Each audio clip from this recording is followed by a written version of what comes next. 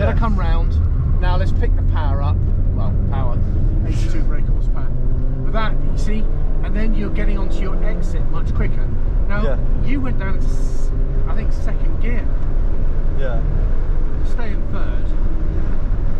And all we're going to do is, we're going to damp brake, smoothly turn in, let her come round. I'm trying to stay away from the noise of the tyres. Yeah. And you can judge that. You can take a little bit lock off to remove the noise. Into second, staying out wide, staying out wide. Now let's turn her in. Now pick her up, foot to the floor.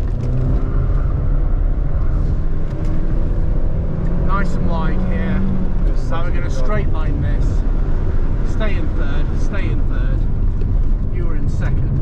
We've got plenty of power. Look, we're actually making progress here. Yeah? By going down to second, you would have had to slow down. Yeah.